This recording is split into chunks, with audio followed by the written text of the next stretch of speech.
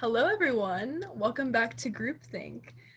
This is our series at CU where we have open-ended discussions about anything that feels meaningful, and it's all fueled by questions. We just come in with a topic, pose a question, and then see where the conversation takes us.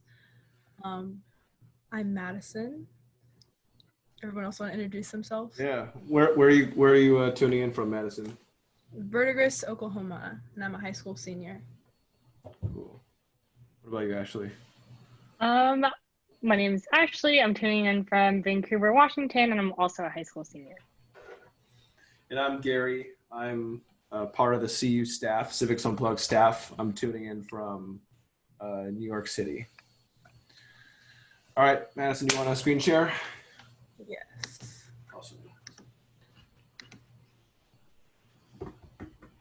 Want to tee up the topic? Yeah, so we're talking about education. I don't know what question you guys want to start with.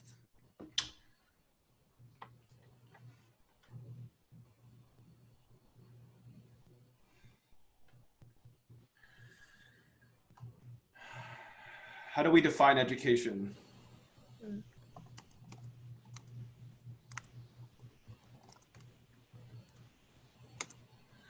And we don't have to have a super comprehensive definition, but maybe we just talk about like what are some ideal objectives of education? Do you want me to change it to that? Yeah, actually, yeah. Why don't we do that? Okay.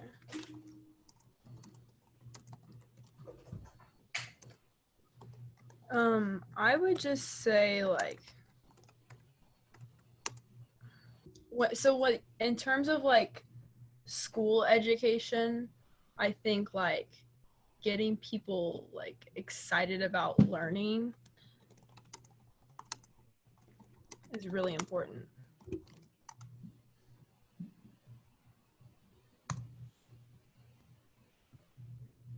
Yeah, I feel like also just helping people like make sense of the world around them and understand what's going on. Yeah. What about standardized tests? I'm just kidding. No, don't put that.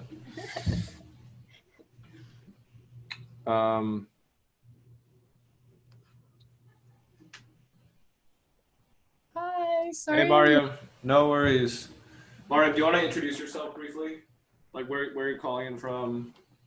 What grade you're in? Hello, everybody. Oh, it's because you're recording. Okay, I thought that was a I was like, what? Okay. Yeah. Hi, everyone. I'm Mryan. I'm a senior from the suburbs of Chicago. Yeah, I'm really excited to be here. Cool. Do you want to know anything else about me? Mariam's awesome. So Mariam, this is our second session of groupthink. Last week we talked about life design. This week we're talking about education. We just threw a question on in this Notion doc, and we'll just see where this goes. It's totally free form. It's already gonna get good. What are some objectives of the ideal education, Mariam? I would say like equipping people to go out into the real world and do something with their education. I don't know. I want to put that, but That's giving good. them the tools to succeed in the real world. For sure. I think that's really interesting. I think in like traditional like structures of education, I feel like on one level like there's the objective of like making sure everyone graduates with a high school diploma. And then I think the next level is like making sure people are college and career ready.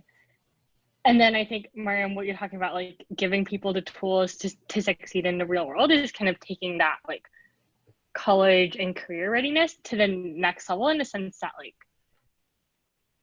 you know, like the skills that you need to succeed in the real world are things like how do you pay your taxes and like how do you like, you know, do your laundry. I don't know, but like I just feel like college and career is where like everyone else is at, and and we just need to be able to push like what college and career really means beyond like getting a high ACT score. For sure. Yeah. So Madison, do you want to write down some of these questions so we can like start jamming on them at a later point tonight? It's great stuff. Wait, what? Maybe one question is, what is the current education system optimizing for?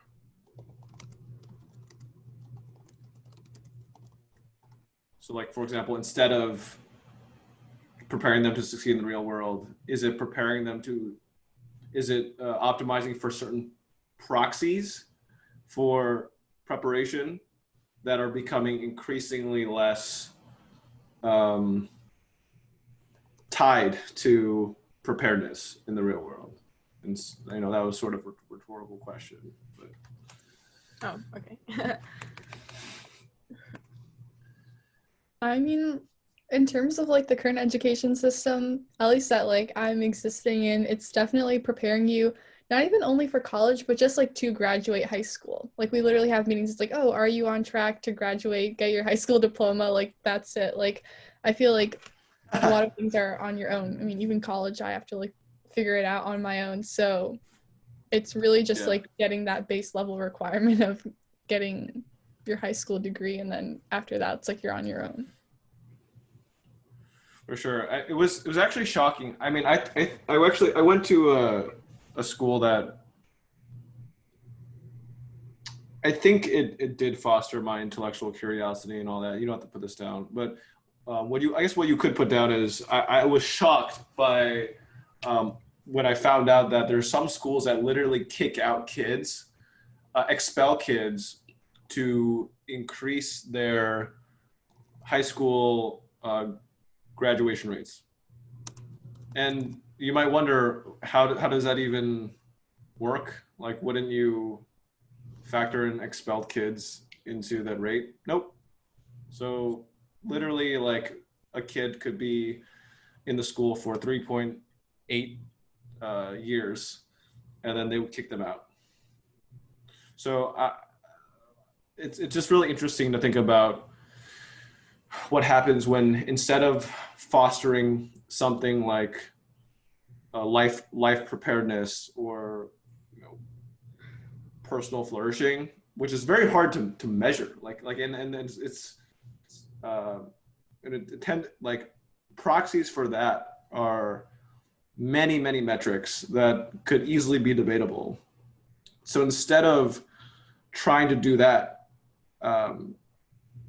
I think because other schools are playing this sort of high school graduation rate game, that gives permission to any high school to play that game. That's what I've observed.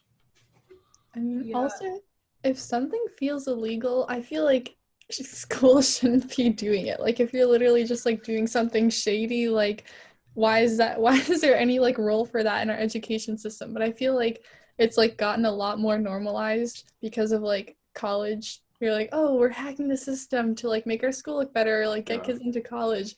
But it's kind of like scary that like they can get away with things like in the name of more education, but they're like ruining education at like lower levels too. So I don't know. And like another thing is like, I feel like right now, like especially with college, it encourages people to think like super like traditionally and do things like almost like by the book in a way, and like not do things creatively, especially like with standardized tests, trying to get the highest scores and trying to play the college admissions game, and for sure following everything super specifically. It's a game. Games can be gamed. Did you ever watch those videos of this? I think it was a school in Louisiana. Yeah. That, okay, I think you know what I'm talking about. They like always filmed viral videos of their high school students getting into like Stanford or Harvard or whatever, and then like all the kids were erupt. Like, oh my god!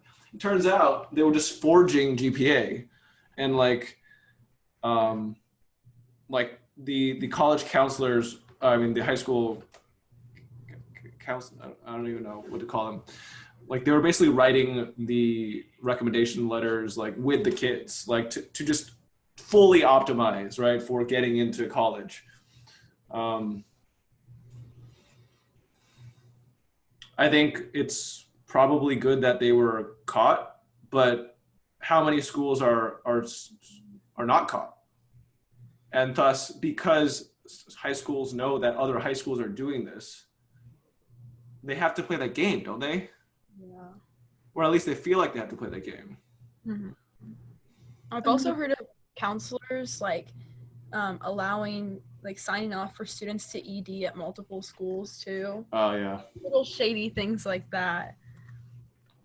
Definitely. I feel like also like if you're not playing the game then you're falling behind. Like it's not even like you have the choice to either play the game or not to play the game, but once other people start playing the game and then you don't, then you're like, oh, okay, well, you're like forced to like get into this like negative system and like playing into all of these like hacking the system by doing something shady or doing something that you shouldn't be doing. And I think like that fosters like ideas like within students that it's okay to do that. Like, you know, with online school too, like I've talked about this with so many people, how like everyone just has 2 computers open and they cheat on everything, and like it's like so normalized now that it's like, oh yeah, that's fine. I mean, we have it, why not do it? We'll make the curve higher, like do something like that. But I feel like that sort of like idea of like, oh, just hack the system and like that's the best ideal like outcome of anything is just like really ruining people's like morality in a lot of senses of like actual education. Like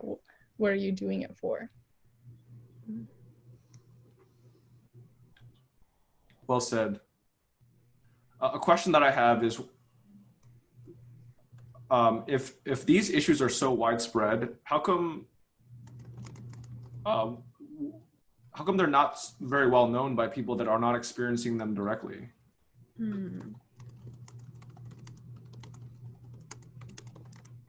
So for example, I'll talk to people of older generations who assume that high school is like fine, that it's, and it might have been fine 30, 40 years ago. It might have actually been fine, but the world was very different 30, 40 years ago. Like so different. I just think it's like it comes back to like almost like a lack of empathy, and like people a lot of times don't really care about issues unless they're relevant to them. So it's like, I mean, why would someone, you know, in their 60s really care about what's happening in high school? You know, they graduated high school years and years ago. I think that's probably the mindset. I mean, and like at the same time, like so much of this is about like signaling. I mean, it's about signaling and making sure that you're putting a good image out there. And so like on surface level, like it looks fine. Like it looks like everyone has super high like SAT scores and our graduation rates are soaring and like people are learning things. But when you dig deeper, like that's when you start seeing like all these broken pieces. And like people don't advertise that they're like applying ED to multiple places. Like you find that after you do some digging. Yeah, for sure. Yeah, that's a good point. For sure. Go ahead. I was just gonna say, like, if you use old measures of success in like our current world and you're like still looking for like those old measures of success, then like you're not going to find any problems with how things are operating right now, just because by old measures of success in an older world you would have been doing fine, but like we're in a different world now, so how can you apply those same like metrics of success? I don't think it really works anymore. Yeah, like what are we measuring to measure success? Because right now schools, like success of schools are measured by their graduation rates. Like we don't really measure anything else. Nope. And neither do colleges. If CU takes off, Duke is going to take credit for CU. But they don't like see, like, and even I am like disincentivized about talking honestly about Duke. So that I'm kind of answering the question. Why are these issues not well known? Because why it's actually not in your interest to say any constructive criticism about your school because it makes you look bad, and usually you don't have anything to gain. Mm-hmm. You're almost like a martyr, right? It's like, sure, like maybe after like 100 or 1,000 of you do the same thing, then there's like a critical mass, and then there's a national conversation, maybe. But like it's, anyways, I'm not afraid to say that like Duke doesn't have anyone paid to like support me. But yeah, I wouldn't blame them for taking credit for creating someone that was able to co-found something that did something useful in the world. I would if I was a school administrator. And so this narrative that, and look, Duke did a lot for me, but the narrative, whether no matter how true it is, if an excellent student or just someone that does something in the world, maybe in spite of their schooling,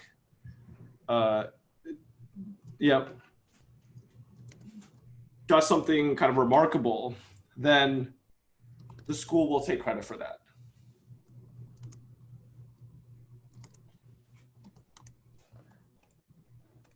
I think that like brings up an interesting point too, that like they will continue to take credit for that because like of how us as like a society measures success. Like right now, like if like going to a good college is like, oh, they're smart, they're successful, then like good colleges are still going to be like the prestige that like everyone's looking for. But if like people are like, oh no, like making a social contribution to our country is like the new measure of success, and like people are going to be like actively seeking that, if that makes sense. So I feel like the education system won't want to like redefine what success means unless like everybody else is like thinking about success in a different way. Wow, well said. So that's kind of like it, you know, your like whole like martyr idea. Like it's like, yeah, like why does it feel like futile to even like talk about this stuff? It's because like they won't change it until society changes.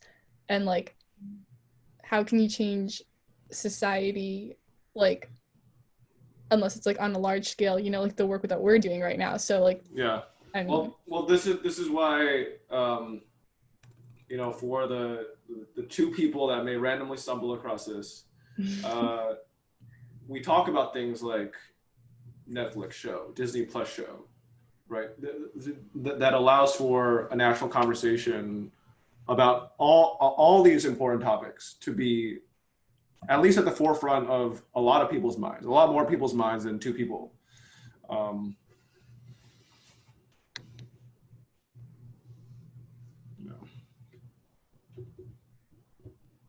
So I think a lot of people are thinking about, like, this is a strange thing about like beliefs. Like there can be widely held beliefs that can be extremely futile to bring up and see if other people believe it.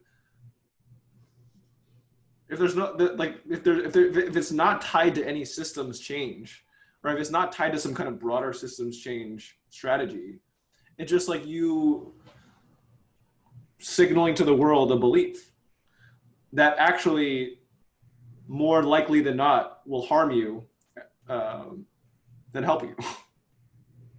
Telling the truth often can hurt, in many cases, telling the truth can harm you more than it can help you.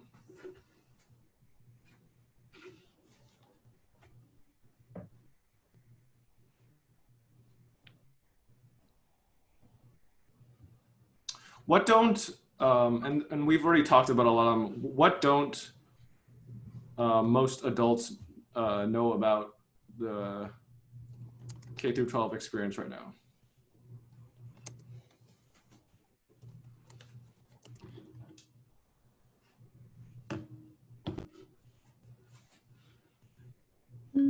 I don't know if this is like what they don't know per se, but I think something that they don't understand is like how stressful school is. I feel like school is like this like really like stressful process, or at least like for example like the college application process. Like I was just talking to someone who's an adult who's like, yeah, like most adults don't realize like how much goes into this, or like how like actually like stressful it is, and like wait, what? Sorry, I didn't hear. Yeah, it's extremely emotionally, mentally taxing. Yeah, physically taxing. Right, and I think like it's just taken for granted. They're like, oh, you're just in school right now. Like everything's only gonna get worse, or like, yeah, it might only get worse relative to like what we've dealt with now. But like for right now, this is like the worst thing, I guess, like that we've had to deal. Like it's the most stressful thing. So I feel like people are like, oh, well, you're not even in the real world yet. So like I feel like adults a lot of the time takes like kids' struggles for granted, and I guess this even goes past like the education system. But it's definitely something that like they don't understand, or like don't value like the struggles that we go through like through school or college or things like that. That makes sense.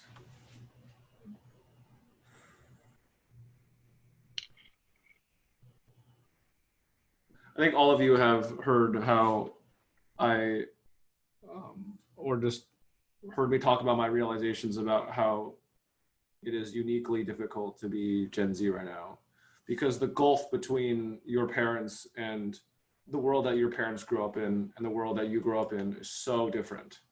And then you also have to negotiate an identity to succeed in the high school environment, which is also very different from whatever kind of social media environment that you have, which might be different from, if there is any identity beyond that, these like kind of identities that you're putting on for other people, right? There's this kind of amorphous, kind of like distributed identity that like is like, what do I do?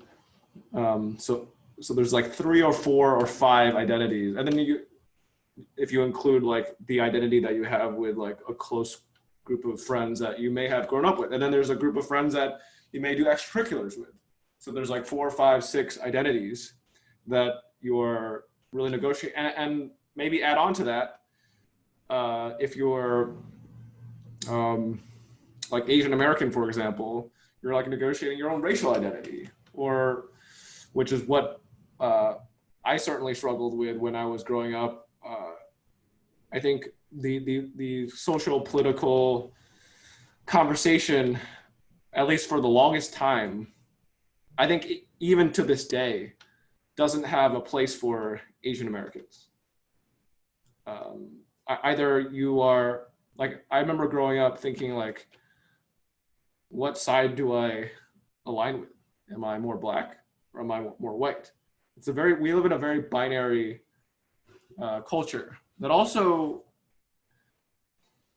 does not, and the education system does not help you understand and negotiate these different identities.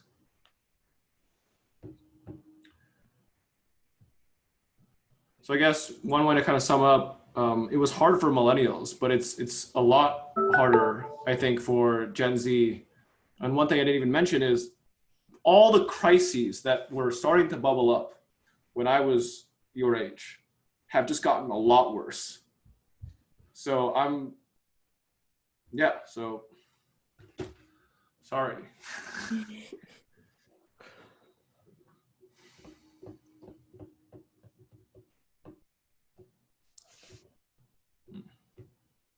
I think it's interesting to like think about identities and how like school doesn't help you like navigate them, or like in fact like I feel like it's another thing that contributes to like this like one mentality. You're like, oh, you're this or you're that, or you're, you know, like you have to check a box like every year, at least we have like that form we have to fill out. It's like, oh, like, are you white, are you black, are you Hispanic? No.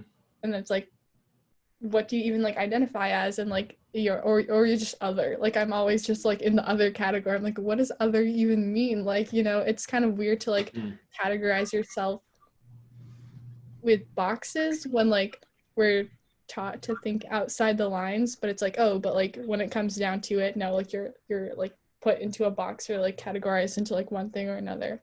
Like maybe it's just because I've been filling out all these forms like for like, you know, the Common App and like FAFSA and all this stuff, but you know, everything is just kind of like trying to like fit you into like one identity. But like you're saying, there's like a lot more than just like, that one box that you have to check. Yeah, and it was the hardest thing. It was very painful to, and I don't think I'm done growing. I don't think we should ever be done growing, but to get to a place where I feel like I am able to present basically the same person in every environment, that took my entire now 27 years to figure out. And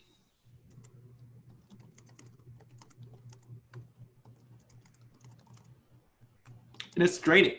I remember it was really draining to switch between identities.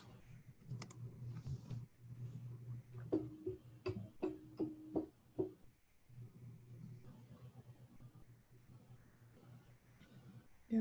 It's kind of like the idea of like code switching, but I didn't even realize it was a thing until like halfway through high school when like someone commented on it and they're like, oh, you have that voice and then you have like your normal voice. And I was like, what do you mean? They're like, oh, like when you talk to people at school and you talk like this. And I'm like, oh, what? And like I've like become like more conscious of it, I think, but like I didn't even realize that like you just kind of like do that. Like once you've been like in a place for so long, you just like slowly start doing like what people are most receptive around you to. Yeah. And yeah, I agree. It definitely takes a lot. It's like, I'm glad that I'm like also growing up in a time though where like I have outside, even if it's not like coming from the systems, like I have outside people who are like openly talking about this stuff. So I'm like, oh wait, no, like it's more than me who's just like going through it, but it's still like tough to like navigate it in like the day-to-day life of like understanding all of that stuff. 100%. Well said. And Hey, Noor. Hi, sorry I'm late. I was at a college thing. No worries. Do you want to just say where you're coming from and what grade you're in? Oh, yeah. I'm a senior in high school, and I'm from the suburbs of Chicago, and my name is Noor. So, Hey, yeah. Noor. Sorry, Madison, what were you saying? No, it's okay. I was just saying, like, for me at least, like, when you have to switch between identities so much, it gets really confusing because then you start to question, like, which one is, like, your most authentic self. And it's, like... Takes forever to figure out. It's super confusing. I will say, once you figure it out, you're just like, oh, I am a unique figure in this world. That, I don't know. Again, it doesn't happen overnight, and it requires a lot of support from. I think this is awesome because you will have the support of all of you. Right? You will have each other. I mean.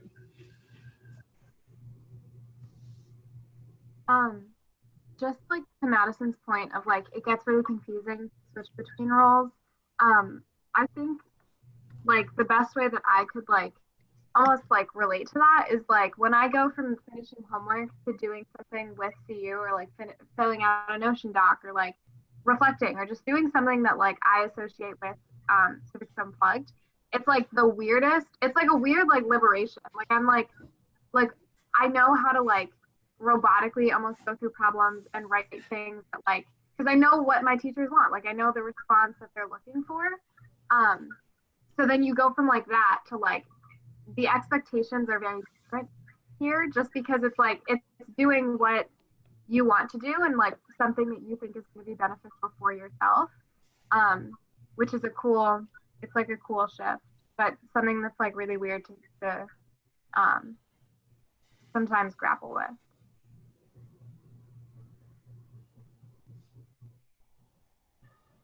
Well said. Any questions related to education on anyone's mind or learning?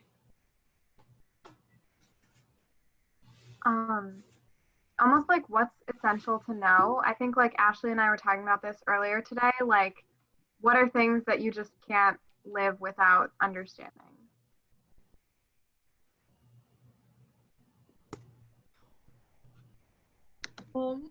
I will say one thing for sure is like a knowledge of like how money works, or like how money is supposed to work. Like, how does that, I don't even know. I don't even know how to phrase this question. That is how lost I am in the world of money, because I feel like I took like economics, and we even had to do a budget project where we had to like plan out how we would live like after college. But even after that, I still have like no clue about a lot of things related to money, or like how that will all work when I'm older. So definitely something to prepare me for like all of that when I move out of my house. Yeah, and like kind of like similar, I would just say like you should have kind of an idea of what you want your future to look like. And I don't think that should look like pressuring people to go to college. Like, I think in that, like, again, back to like the ideal education, it should be like, you should kind of design the future that makes the most sense for you, like what you're passionate about and what you want to do ultimately, and what impact you want to make.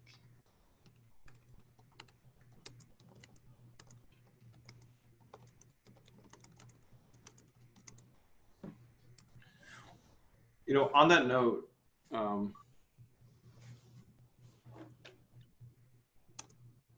I was surprised at first at how often I heard the answer to my question of what do you want to do,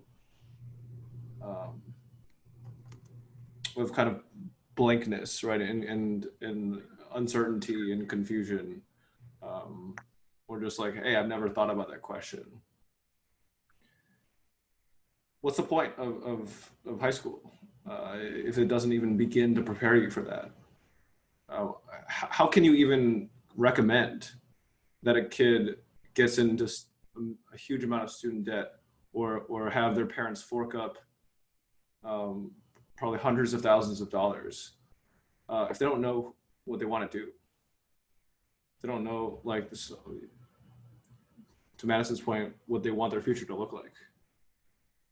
And on that note, a knowledge of how money works. We should, I mean, no one would agree to this experiment, but if you had like two high schools that were basically the same, you had one high school that you put in like a really good financial education, how would that affect how the higher education or post-high school decision making of the two schools? You think that it's like, I want to be an artist, so should I, because it's very risky and I will have to really, work very hard to break it into the world, should I take on $50K every year of student debt for 4 years? So I'm $200K in student debt. Should I do that? Probably not. If you had a financial education. Yeah, that's such a good point. It's like it's like schools are at a disadvantage if it's like it doesn't fit the agenda of the education system, honestly. The current education system. Just now we were talking about, like, I was on this call for college and they were like, it's totally fine if you don't know what you want to go into, because like over half of our kids are undecided. And it was like, that's comforting in the world we live in now. Like if I didn't know about like how screwed up the education system is, I'd be like, oh cool, I can go in undecided. Like I don't have to know what I want to do. But now like knowing what that is, frustrating to be like not prepared for that, because like I don't think that what like I want to do fits into a college major. And look, and if you're designing your own college major, you better have designed that before. I mean, it's more cost efficient if you've spent at least the summer before, or even a year before, or a gap year designing what that major might look like. Right. And ideally, that's the point of high school, right? It's to give you the tools you need to actually like explore what you're interested in and like be able to find like your U-shaped hole in the world. because right now we are just kind of all like floating through life, not really like we are all floating through life undecided. Like that's what most students are doing. I also think something that is essential to know is just like how to learn on your own. Like how to, like look for content and like ask questions and do experiments and just figure things out on your own without someone like telling you what to do and without like needing a textbook to guide you. I feel like another like thing that school pushes, it's like if you like are learning stuff outside of school, like only like super intelligent people enjoy learning outside of school sort of thing. But it's like everyone should enjoy learning outside of school. But then like school takes that time almost from you. Like you're either learning stuff that you want to learn or you're like doing what you need to like finish high school, which is like it's a weird frustration. It's true. Definitely.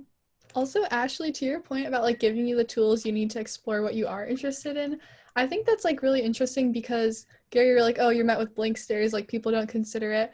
But I almost feel like when we try to, it's like so overwhelming because it's like how like the world is such a chaotic place and like I want to make a difference, but like how do I even go about doing that? And like there's so many ways of doing that, but how can I use my strengths to like optimize that? Like there's so much that goes into it. And also like, with the money, like how do I make sure that it's still stable and everything? So then it's just like this huge question with like so many layers that we don't have the skills to tackle. So then it just becomes like this big question mark.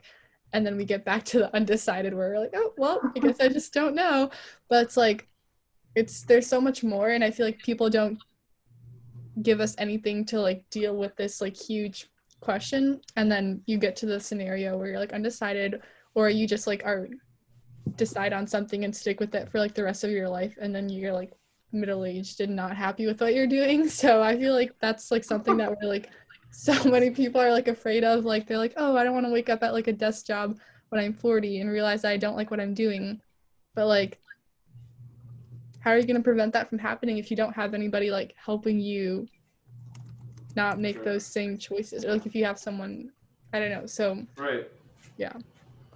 Well, you just made the greatest pitch for the kind of ongoing evolution for CU, which is being that rare space, that rare community advisory system that allows, that is excited to help young people figure out their strengths, passions, values, vision, carve out like concrete steps for creating that perfect future, perfectly suited future for yourself.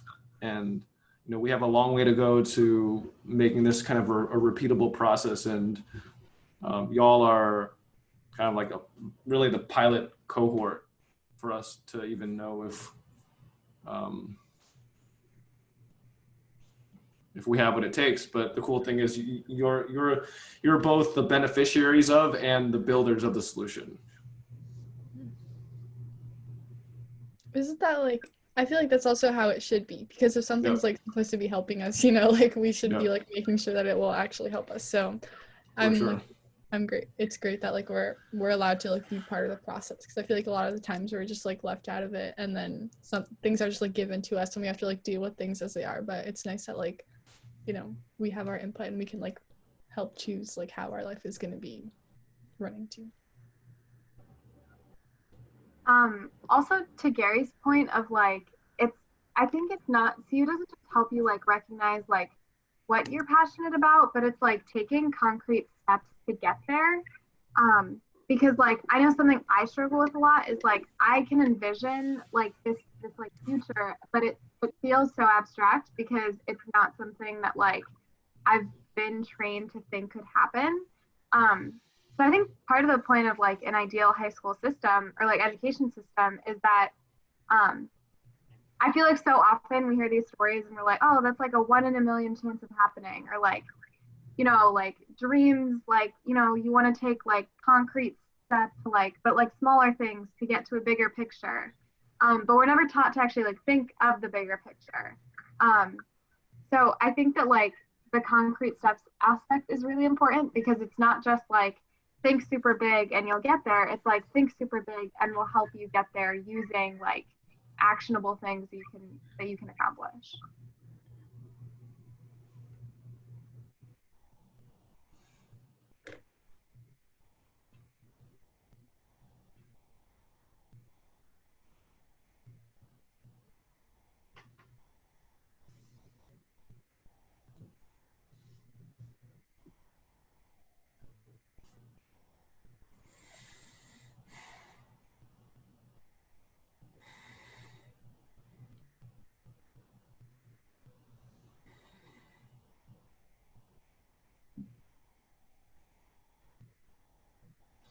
What would it take to get high school to the point where it's actually achieving the mission? Like high school is like everywhere, to achieve the kind of objective that Ashley stated. Like how would you get that to be widespread?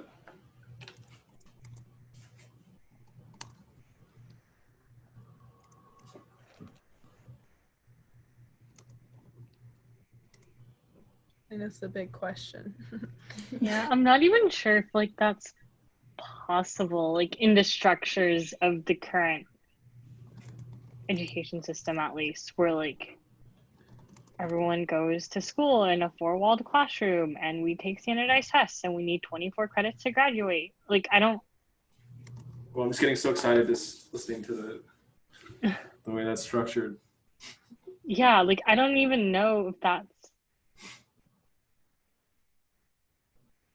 I just think that, I mean, there has to be so much like systematic and culture change. I think Mryan brought up such a good point, like about, you know, the education system is not going to change until people change their minds about how they view education.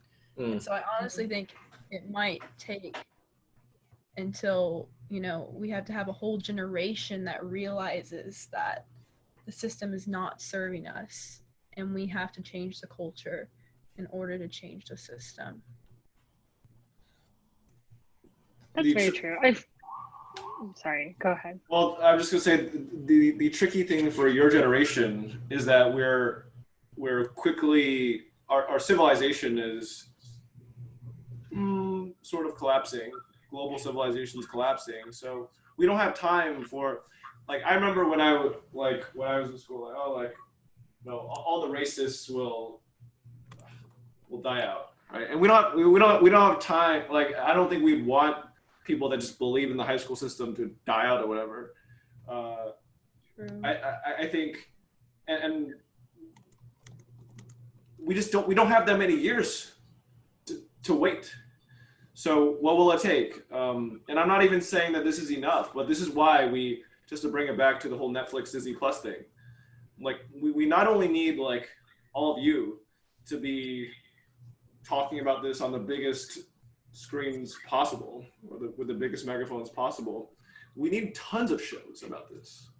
We need like lots and lots of conversation about this. So we need like the most famous people in the world talking about this, or at least like sharing their platform so you could talk about this.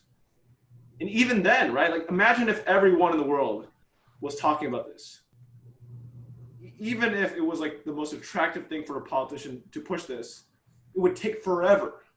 Like just do that thought experiment. It would take so long for them to craft the policy and like, you know, get the votes, and like it would go into effect many years from now. It's like, oh, well, it'll start in 2023.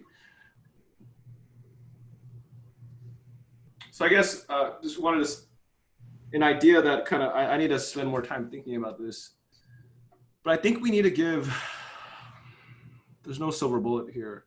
I think we need to give more parents the option, more kids the option of unschooling or like homeschooling, or just an alternative model where you can actually plug into, I don't know enough about charter schools and in like whatever people are calling pods. But I think we need to give kids more freedom to choose. For example, if they were able to watch whatever future Netflix show, or they were just inspired for some reason that like, oh, I now know what my older sister went through. I don't want to do that. There's another option. I want to opt for that for my high school experience. I think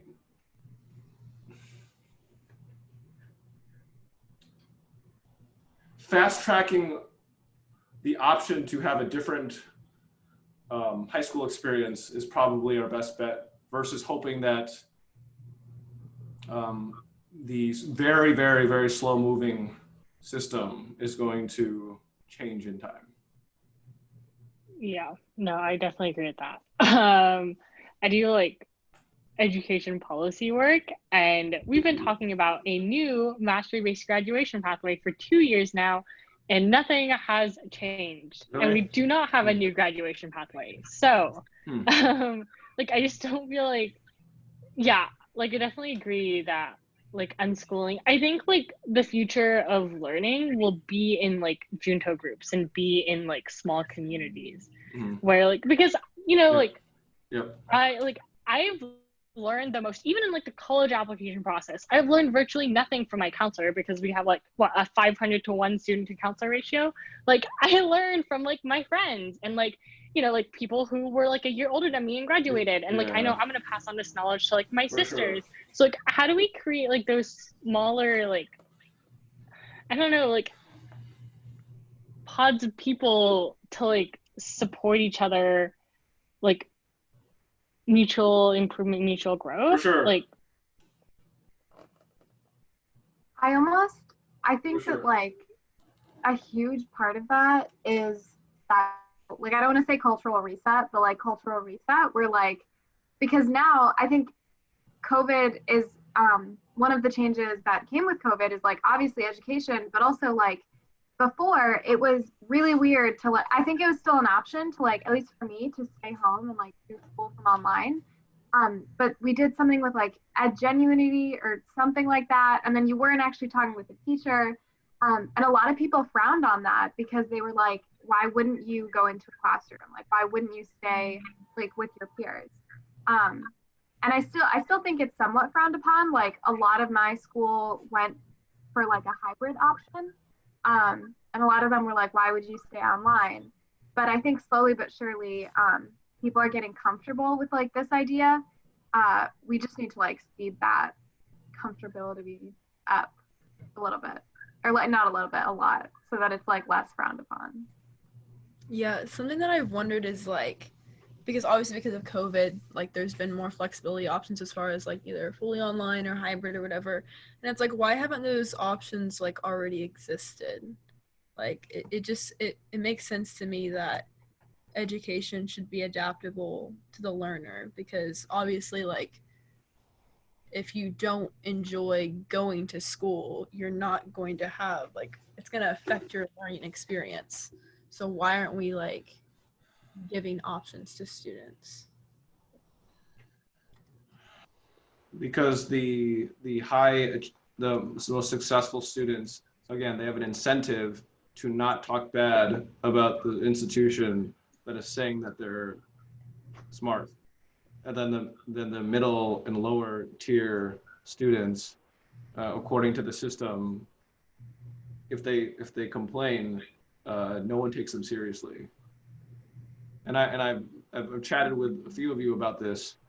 We are missing out on a major opportunity by not tapping into I wouldn't even go so far as to say, in a lot of cases, the wisdom of the people that are just like totally checked out of the system. Because like, who is more, like, it's not clear who is more sane. The person that puts up with, and I say this as someone that put up with, I think you have it much worse, but like, who is more sane? The person that's like, this is clearly BS, or the person that's like, I'm going to tear down. I'm not trying to incriminate any of you here, but like, you have an incentive for your other classmates to not do as well. Even just at one point is just like, oh my God. In a time when we need to work together to solve all of the mutually exacerbating crises that we face on a local, state, federal, national, international level, transnational level, because our, coral reefs are, biodiversity is getting destroyed. We're still saying that only a few people can be successful or like be given resources to like do stuff. And also, like, what do they end up doing? They end up joining like McKinsey or something, or Goldman Sachs, right? No offense. I mean, there's a role for those companies, but the brain drain, the talent drain. What's worse? Oh, sorry. So I was just gonna say I have to go. So. Okay, this is a good place to kind of wrap. And if this was a good experience, this kind of just encourages us to keep doing more, right? All right, I'll talk to you guys later. Bye. All right. Bye. All right. All right. Well, I guess we'll wrap here. But let's definitely do this more, and hope this was a little bit motivating for you to. I mean, just because I speak for the whole CU team and also just the rest of the community that we really, really believe in you. And just like, this is just a plain fact. If you weren't able to be kind of honest about your experiences, we wouldn't know how much we need to do to begin to address the many issues that we face. Because I would say the failures of our education system are the greatest indicators of the pathologies of our society. Because if we're failing our kids, we're almost by definition failing our future. We're destroying our future.